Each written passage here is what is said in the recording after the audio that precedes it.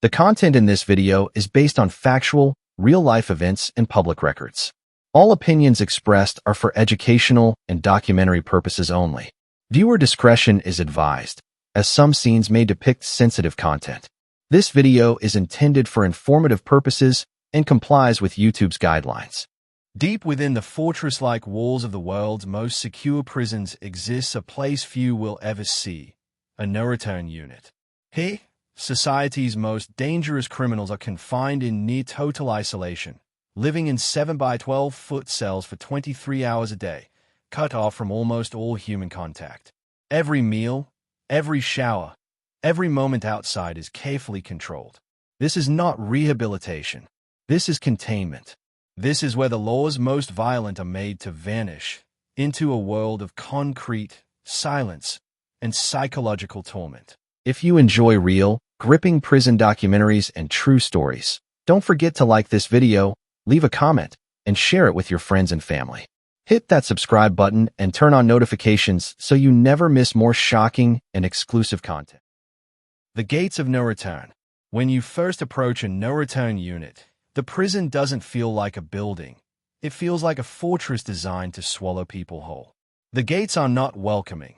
They are intimidating, imposing, and built for one purpose: containment. For those who enter, it's not just a physical barrier they face, but a psychological one that begins the moment they step onto the cemented ground. Take ADX Florence in Colorado, often called the Alcatraz of the Rockies.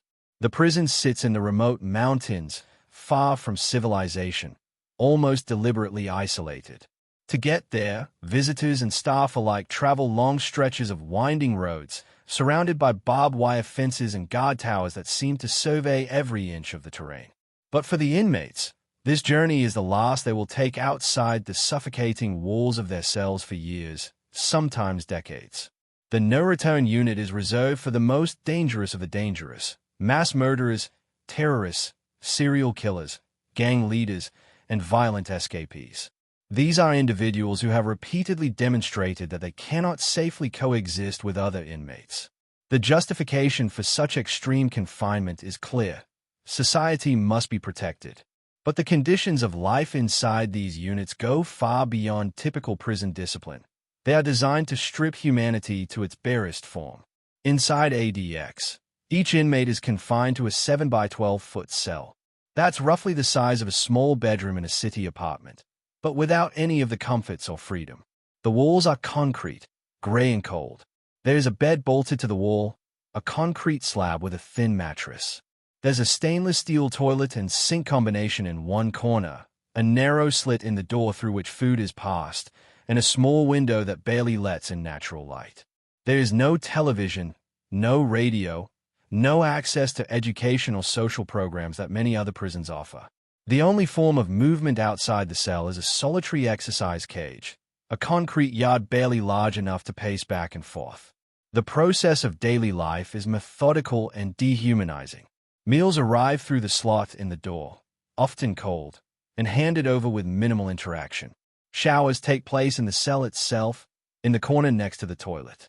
Guards deliver orders and perform checks through cameras or brief, masked interactions. The control is absolute. Every step, every action is monitored. Inmates are stripped of almost every autonomy, existing under constant surveillance. For those who have been part of the outside world, this level of confinement is incomprehensible. Gang leaders who once commanded fear and respect in prison yards now find themselves reduced to solitary shadows, their power completely neutralized. Even the most feared inmates, with arms and chests covered in gangster tattoos, known for violent reputations, discover a vulnerability they never imagined. Their presence in the unit is anonymous. Identity is erased behind the concrete walls. The psychological toll is immediate. Within days, some inmates report heightened anxiety, difficulty sleeping, and paranoia. Weeks stretch into months, months into years. For many, the monotony and isolation lead to hallucinations, shadows moving in the corner of the cell, whispers that do not exist. Depression becomes rampant, sometimes so severe that inmates refuse to eat or engage with guards. ADX and similar facilities are designed not only to physically confine, but to break the patterns of violent behavior and completely control the psyche. Interestingly, despite the extreme isolation, some inmates still attempt to assert control, smuggling messages through guards, communicating in subtle ways with others in adjacent cells, or leaving coded marks on walls. Small acts of resistance are common. These acts, though minor in the eyes of outsiders, carry significant meaning to the prisoners themselves, providing a tiny sense of agency in an environment that actively seeks to remove it. Visiting the unit is an experience few forget. The corridors are narrow, with steel doors that close with a mechanical thud echoing through the halls. Surveillance cameras track every movement, and guards remain strategically positioned behind bulletproof glass. The air is sterile, almost suffocating, and the silence is heavy, punctuated only by the distant hum of fluorescent lights or the clanging of metal doors. There is no sound of laughter, no chatter, no music, just the faint, ominous rhythm of containment. Human rights groups have long criticized the conditions inside Supermax prisons like ADX. They argue that prolonged solitary confinement can amount to cruel and inhuman treatment. Studies have linked such confinement to severe mental health consequences, extreme anxiety, persistent insomnia, paranoia, and even psychosis. Yet, for lawmakers and prison administrators, the question often remains, how much is too much when society is at stake? When someone has proven incapable of safely existing within normal prison settings, the no-return unit is the answer. It is the final line of defense, a place where some of the most dangerous individuals in history live in near total isolation. Inside the unit, daily routines blur. One day becomes indistinguishable from the next. An inmate wakes, eats, paces, and sleeps. Each movement is accounted for. Communication with the outside world is limited to legal counsel or monitored correspondence. Visits are rare, and physical contact is non-existent. This life is monotonous, yet every moment is fraught with the tension of isolation. Even the simplest human need, touch, conversation, companionship, is denied. For the outside observer, it may seem cruel. But within these walls, survival is not about physical strength. It is about mental endurance. Those who have entered the no-return unit must adapt to extreme conditions, confront their thoughts without distraction, and navigate a reality stripped of social interaction. Some emerge mentally altered, others break entirely. And yet, the prison continues its work, day after day, year after year, keeping society safe from those it has deemed too dangerous to roam free. Life in the no-return unit is a stark, unvarnished truth about the extremes of incarceration. It is a place where justice, fear, and human resilience collide. There are no second chances, no rehabilitation programs, no crowds to intimidate or allies to lean on. There is only the cell, the silence, and the endless, grinding passage of time. Life behind the bars. Inside the no-return unit, every moment is structured, monitored, and controlled. There is no spontaneity, no casual conversation, no sense of time outside of routines dictated by the prison administration. For the inmates, these routines are both a lifeline and a torment. They bring predictability to an environment otherwise defined by isolation, but they also serve as a constant reminder of the cage that surrounds them. A typical day begins before sunrise. The cell door remains closed and locked, but the fluorescent lights flicker on at a precise hour. Meals are delivered through the small slot in the door. Inmates eat alone, in silence, the clatter of a tray passing through the metal opening the only sound. Each meal is nutritionally adequate but devoid of comfort. Food is sustenance, not pleasure. For men who once commanded influence over entire prison blocks, the act of eating alone, silently, is humiliating and disorienting. Shower time is equally controlled. There are no communal showers here. Inmates strip down inside their cell, washing in a corner next to the steel toilet, under the unrelenting eye of security cameras. Guards rarely interact directly, but their presence is felt at all times. Even a glance out of place, a hesitation in movement, can result in disciplinary measures. In this environment, Every action carries weight, and the smallest deviation is noted. Exercise, when permitted, is one of the few moments when the inmate experiences any semblance of freedom. A small concrete yard, barely large enough to pace, is the stage for a solitary walk or jog. Security cameras follow every step. The walls are high, topped with coils of razor wire, cutting off the outside world entirely. There is no sense of sky, no bird song, only the echo of one's footsteps and the oppressive weight of isolation. Even this minimal release is timed, strictly enforced by guards who watch silently from elevated posts. Communication is heavily restricted. Inmates are permitted limited correspondence with lawyers, family members, or approved pen pals, all of which are carefully monitored.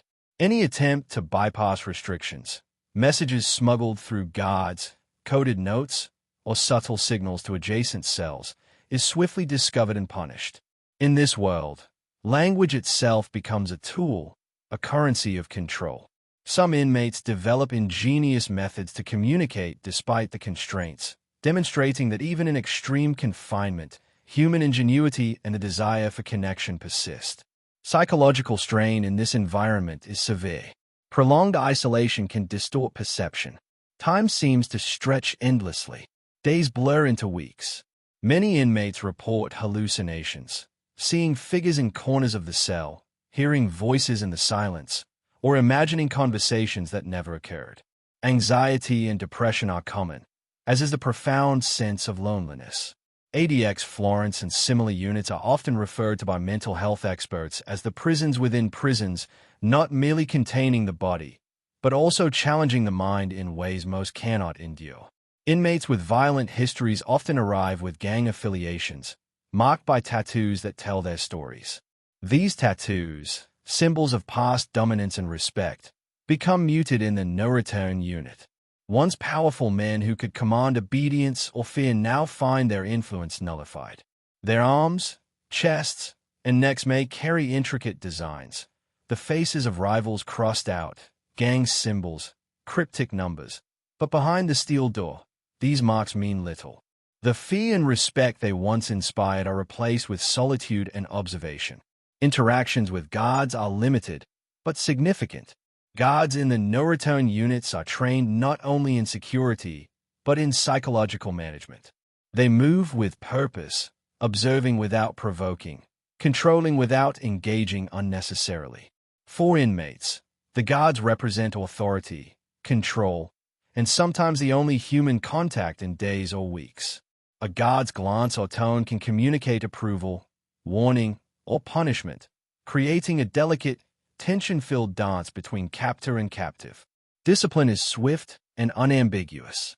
Infractions, whether small or major, are met with immediate consequences. These can range from temporary loss of privileges to solitary confinement within the already isolated environment.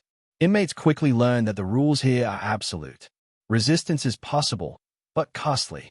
Small acts of defiance, a refusal to follow orders, an attempt to communicate with others, or subtle sabotage, carry the risk of intensified isolation or loss of privileges. In this environment, the psychological battle is as significant as the physical confinement. Yet, even within this extreme structure, humanity persists. Some inmates develop coping mechanisms, writing letters, memorizing books, exercising rigorously, or creating mental routines to maintain a sense of identity. Others focus on spiritual practices, meditation, or artistic expression. These small acts are lifelines, preserving mental stability in a setting designed to strip individuality. The struggle to remain sane is constant, a daily confrontation with the limits of human endurance. Legal oversight and advocacy groups have long debated the ethics of such extreme isolation. Critics argue that prolonged solitary confinement constitutes psychological torture. Documented cases reveal inmates suffering breakdowns, suicidal thoughts, and long-term cognitive impairment. Proponents, however, emphasize the necessity of these units to protect both staff and other inmates from the threats posed by the most violent individuals. It is a delicate balance between security, justice, and humane treatment, a debate that continues to shape corrections policy worldwide. Life in the no-return unit is both mundane and terrifying. Days are repetitive, marked by strict routines, and punctuated by moments of tension. There is a constant awareness that one's life is under observation, every movement and decision scrutinized. For some, this becomes a test of mental resilience, a crucible that reveals both the fragility and durability of the human psyche. The reality is stark. There is no rehabilitation here. There is only survival, day after day, within the cold concrete walls of a unit designed to contain the irredeemable. In this environment, the smallest details assume enormous significance. The way light falls in the cell, the angle of a camera lens, the timing of a guard's shift change, all become points of attention. Inmates develop heightened awareness, sharpening senses dulled by long-term confinement. Every sound, movement, or shadow carries potential meaning. Survival is not merely a physical act. It is a continuous exercise of observation, calculation, and adaptation. For the outside world, the no-return unit remains a mystery. Few documentaries capture its reality, and fewer accounts come directly from those who have lived there. Yet, through interviews, reports, and legal documents, a picture emerges, an environment that is meticulously controlled, psychologically taxing, and brutally efficient in its purpose. Here, men marked by violence and notoriety are reduced to their most basic human form, stripped of influence, company, and distraction, existing in a world defined by steel, concrete, and silence. Minds on the edge. For many inmates, the most dangerous aspect of the no-return unit is not the concrete walls, steel doors, or razor-wire fences. It is the mind itself. Human beings are social creatures, and prolonged isolation pushes the psyche to extreme limits. Within ADX Florence and similar Supermax prisons, inmates are left largely alone with their thoughts, forced to confront years of violence, regret, or obsession without distraction. The result is often unpredictable. Some succumb, some adapt, and a few develop coping strategies that border on ingenuity. Reports from former inmates and human rights groups reveal the subtle but profound effects of extreme isolation. Anxiety, paranoia, and insomnia are nearly universal.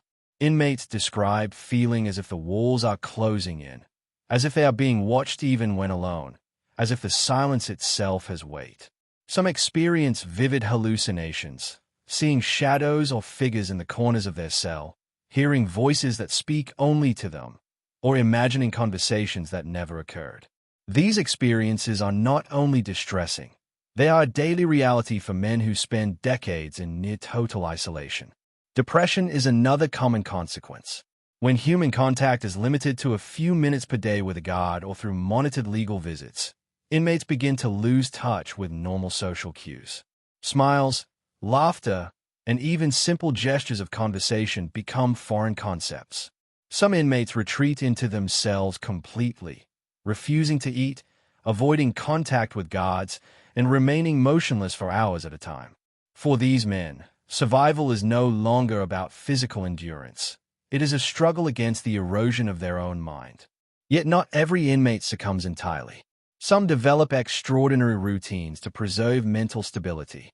They create detailed schedules, memorizing every minute of the day and tracking meals, sleep, and exercise with obsessive precision. Others develop mental games or memory exercises, reciting long passages from books, religious texts, or historical documents to maintain cognitive function.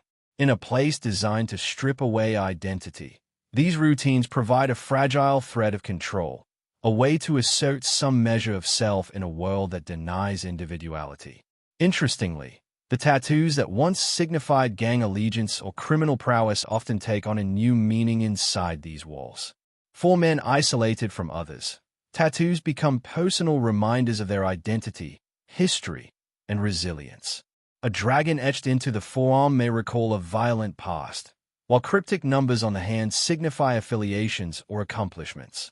Even if these symbols no longer inspire fear in others, they serve as anchors for the wearer, a subtle declaration of existence in a world designed to render them invisible.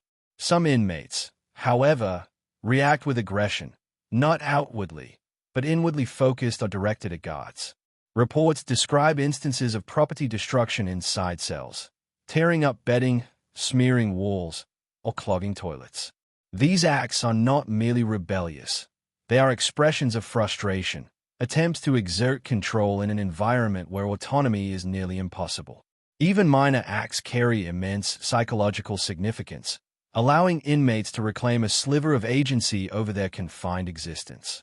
Communication with other inmates, though heavily restricted, also emerges in subtle ways.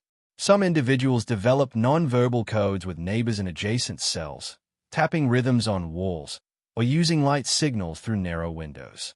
Smuggled messages or written notes, when discovered, often lead to punishment. Yet for some men, these risks are worth the chance to connect. In this sense, the human need for connection is relentless, finding ways to persist even in the harshest conditions imaginable. Sleep, or the lack of it, is another critical challenge. The monotony of the day, coupled with anxiety and constant surveillance, disrupts natural sleep cycles. Many inmates experience insomnia that lasts weeks or months, exacerbating paranoia, hallucinations, and emotional instability. For some, this leads to severe mental deterioration. Guards and psychologists monitoring the units report cases where inmates talk to themselves, pace relentlessly, or exhibit sudden outbursts of anger, all manifestations of prolonged sleep deprivation and isolation. Despite the psychological strain, resilience is not unheard of. Some inmates develop coping strategies that verge on creativity. Journaling in small notebooks, composing poetry or songs mentally, exercising in calculated routines, or focusing on personal goals become methods of survival. In rare cases, inmates turn their mental focus outward, developing complex strategies for legal appeals, education, or spiritual growth. These individuals demonstrate the remarkable adaptability of the human mind even under extreme conditions. Human rights debates surrounding these conditions remain contentious. Critics argue that prolonged solitary confinement is inhumane, citing studies that link such isolation to permanent psychological harm. Yet prison administrators defend the approach as essential to public safety, claiming that the extreme containment of violent individuals prevents harm to staff, other inmates, and society at large. It is a delicate balance between security and humanity, a moral and ethical dilemma played out behind thick concrete walls. Interestingly, not all psychological impacts are negative. Some inmates report increased clarity of thought, heightened self-awareness, and intense introspection. In a world stripped of distractions, men are forced to confront themselves, their choices, and the consequences of their actions. For a few, this extreme introspection leads to insight, personal growth, or even moments of calm previously unimaginable. These experiences, however rare, demonstrate that the mind can adapt in ways both destructive and constructive under extreme conditions. The no-return unit also amplifies the sense of temporality. Time is an abstract concept here. Days stretch endlessly, weeks merge into months, and years can pass in what feels like an instant. Inmates mark the passage of time through mental exercises, small personal rituals, or meticulous attention to routine. This altered perception of time, combined with sensory deprivation, contributes to the intense psychological effects that define life in these units. Extreme isolation also fosters intense self-reliance. Inmates cannot rely on alliances, intimidation, or influence over others. Every decision, every action, every thought is their own. Mistakes are solitary, victories personal. The environment teaches hard lessons about consequence and autonomy, even as it strips away normal social supports. This can be transformative for some, terrifying for others, and catastrophic for those unable to cope. In essence, life in the no-return unit is a study in contrasts, confinement and freedom, despair and resilience, silence and mental chaos. It is a crucible that tests the limits of human endurance, creativity, and sanity. Each inmate's experience is unique, shaped by past behaviors, personal fortitude, and psychological makeup. Yet all share the same harsh reality: extreme isolation, extreme control, and the constant pressure of survival in a place designed to contain the irredeemable. The shadows of control. Even in a prison designed for absolute control, the most dangerous inmates often find ways to assert influence. The no-return unit, with its stringent rules, constant surveillance, and psychological pressure, is not entirely devoid of strategy, cunning, or resistance. Here, intelligence and patience often matter more than brute force, and every interaction, however limited, becomes a test of power, adaptability, and survival. Gang affiliations, once overt and visibly enforced in the general prison population, continue to subtly shape life inside these units. Tattoos, symbols, and cryptic messages serve as reminders of past alliances and reputation. Even though contact with others is heavily restricted, gang influence can be exerted through brief encounters with guards, coded messages, or careful manipulation of information. Inmates often know the identities and histories of their neighbors in adjacent cells, and these connections, however indirect, can dictate behavior, alliances, or conflicts within the walls. Rarely, some inmates attempt escape or subvert the system in ingenious ways. These attempts are often slow, calculated, and audacious. Unlike mainstream prison breaks, which rely on speed and physicality, attempts from Supermax units like ADX Florence often involve psychological manipulation, testing routines, and exploiting small lapses in procedures. Guards are trained to anticipate such maneuvers, and the unit's design minimizes opportunity. Yet history has shown that even the most meticulous systems are vulnerable to human ingenuity. Take, for example, the story of a notorious gang leader who spent years in near-total isolation. Despite the limitations, he devised ways to communicate with outside allies using coded correspondence. Though these communications were eventually intercepted and punished, the attempt highlights the creativity and persistence that can thrive even under extreme restrictions. For him, maintaining influence, even symbolically, was a way to assert identity and resist total erasure. Manipulation extends beyond communications.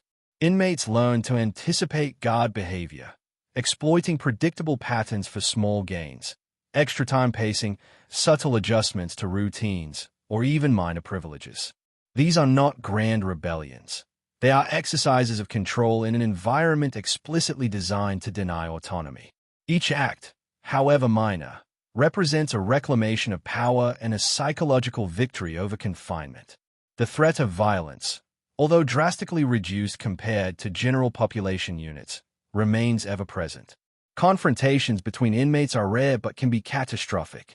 In the extreme isolation of the no-return unit, even small disputes can escalate due to mental stress, frustration, or residual aggression. Guards maintain constant vigilance, but the potential for incidents remains.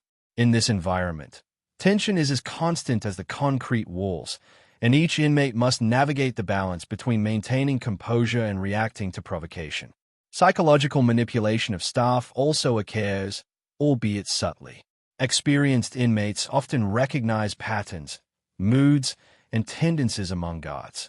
By observing reactions to minor infractions or compliance, some prisoners attempt to predict and influence guard behavior.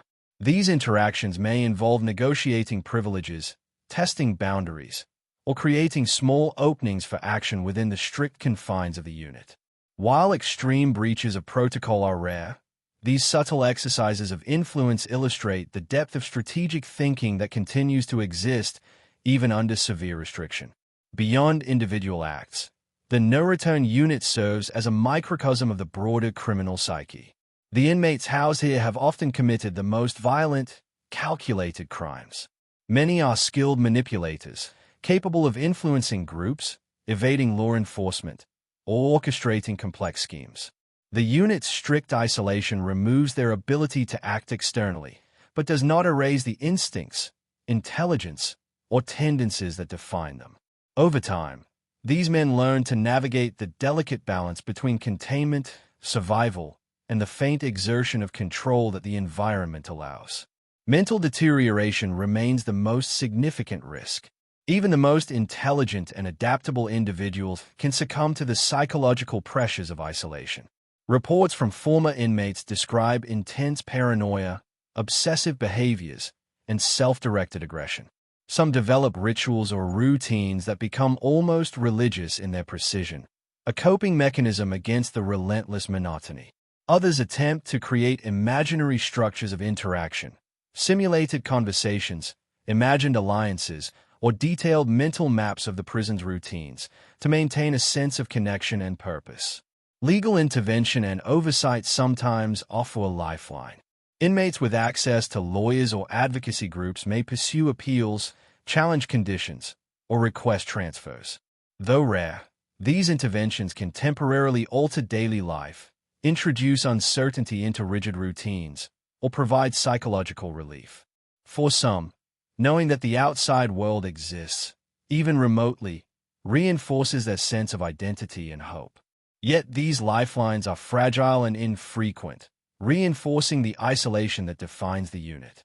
Inmates' backgrounds often dictate behavior in extreme confinement. Those with violent or criminal histories frequently face the dual challenge of internalized aggression and lack of social outlets. Those with higher cognitive abilities or strategic thinking skills may manipulate routines or exploit small openings. Yet the most successful adaptations often involve acceptance, acknowledging the limitations of the environment while finding subtle ways to assert identity, preserve mental stability, and survive. Isolation also fosters introspection and self-awareness. Some inmates report that, despite the extreme conditions, they gain clarity about past choices, actions, and relationships. For a few, this introspection becomes a form of rehabilitation, albeit within the context of a unit designed not for reform but containment. The paradox is striking. In a place created to neutralize influence, destroy autonomy, and suppress human interaction, some individuals develop resilience, self-discipline, and insight that would have been unlikely under normal conditions. Ultimately, the no-return unit is a battleground, not of fists, but of minds. It tests patience, strategic thinking, and endurance. The constant surveillance, minimal contact, and psychological pressure challenge the limits of human adaptability. Those who thrive do so through routine, mental discipline, and ingenuity. Those who falter often face severe mental deterioration or despair. The environment is unforgiving, yet it remains one of the most fascinating windows into human behavior under extreme conditions. For the outside observer, it is easy to see the unit as a place of punishment. But for those inside, it is a test of survival, a challenge to identity, and a stage where strategy and cunning continue to shape life, even in the shadows of absolute control. Influence, rebellion, and resistance exist in microcosm, often invisible to the outside world, yet profoundly significant to the inmates themselves. Survival and shadows of the mind. After years in the no-return unit, life ceases to resemble anything familiar. Time loses its meaning, walls become companions, and isolation becomes a permanent, oppressive presence. For the inmates who endure, survival is not measured in days but in mental resilience. They are living in a paradoxical world, entirely contained yet constantly tested, deprived yet intensely aware. Every moment is a negotiation between despair, control, and subtle adaptation. Long-time inmates display a range of outcomes. Some succumb entirely, their minds eroded by solitude and sensory deprivation. Reports from psychologists and former guards describe inmates developing chronic paranoia, hallucinations, and self-harming behaviors.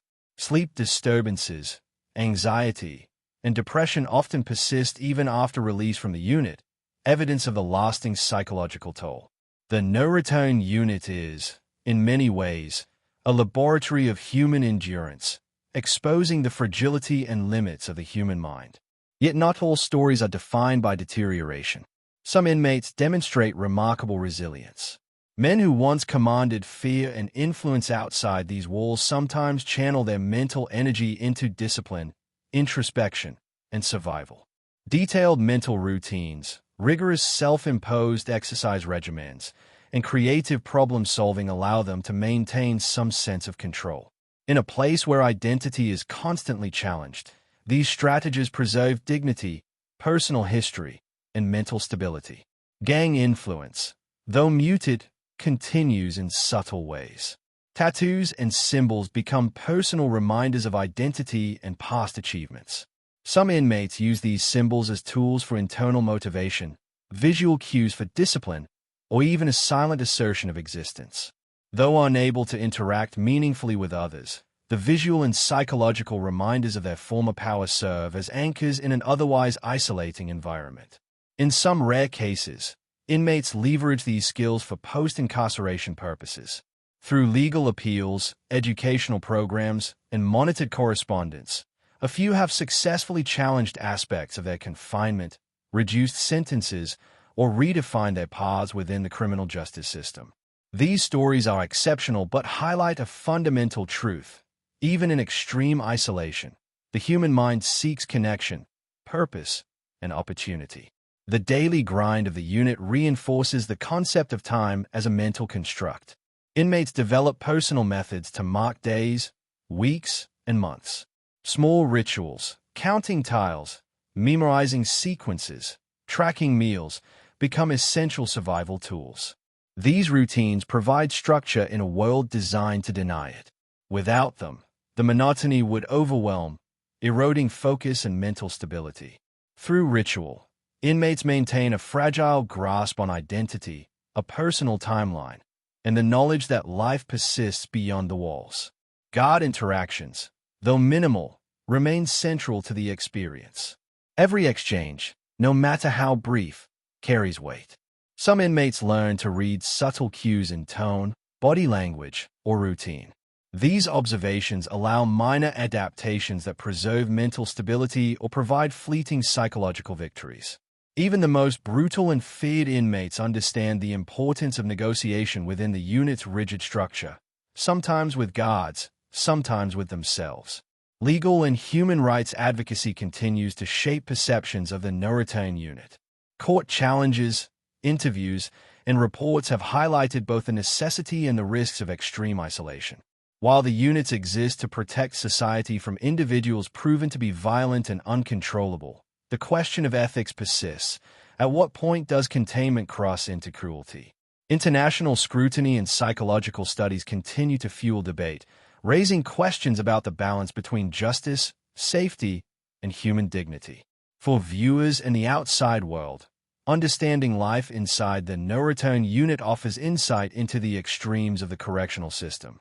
These units are not merely prisons. They are arenas of survival, human endurance, and psychological confrontation. The men within are stripped of normal human interaction, yet they navigate, adapt, and endure in ways that reveal both fragility and resilience. The stories of these inmates illuminate the boundaries of law, society, and the human condition itself.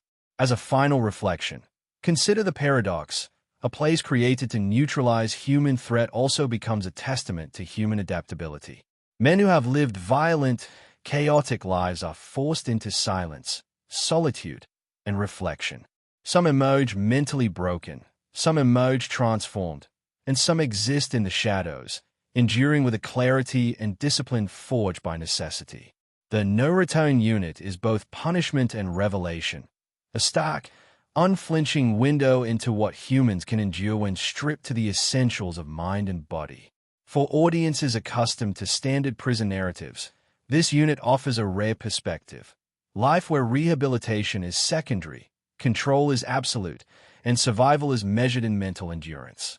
It is a world where the most violent are not just contained, but observed, tested, and transformed by the environment itself.